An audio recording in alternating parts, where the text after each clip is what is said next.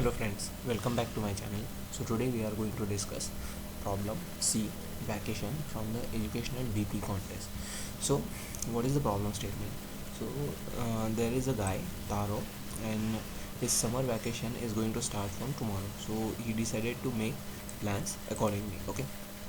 So the vacation is for n days, and he can perform the three activities uh, a it can he can like swim and gain a amount of points of happiness. The activity B is like catch the bugs in mountains and get bi amount of happiness. Then the activity C, he can do the homework at home and gain C amount of happiness. So the criteria is he cannot perform the same activity for 2 or more consecutive days. Okay, and that way we have to find the maximum number of total points of happiness Taro can gain.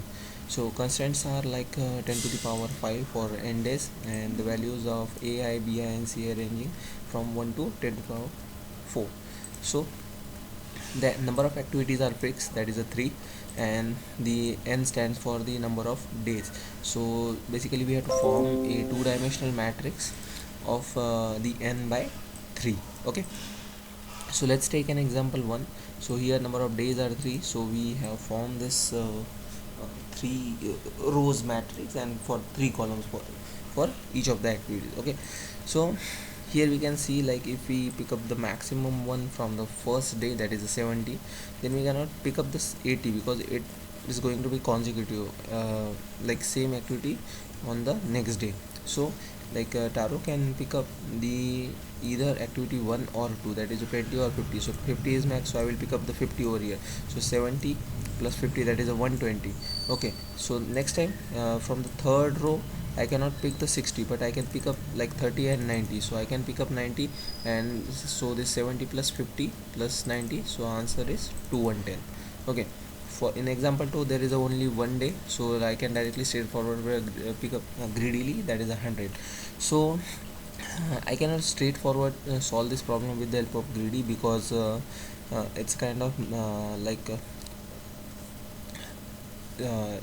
I cannot pick up the activity with the maximum value on the next consecutive day, so I have to pick up from the other two activities. So I will solve this problem with the help of dynamic programming. So let's take a look at the code now. So this is the main function. Here I'm taking input as a days. Then for the activities, here I have formed the days by 3 as a matrix. Then for all number of days, I am filling all the 3 activities. So my activities 2D array gets filled. Then I am calling this solve function. So in the solve function, initially I have created a DP array of the same dimensions, that is a day by 3. Then initially for the base step, or for the first day, I am filling up like my 00 dp 00 for the 0th day, or you can say like it is a array, 0 index array, so that's why I'm calling day 1 as a 0. So for day 0, for activity 0, I'm putting the value of activity of that day and of the same activity, that is 00. Similarly for 1 and 2, I am updating the values of dp of 0101, 0001 and 02.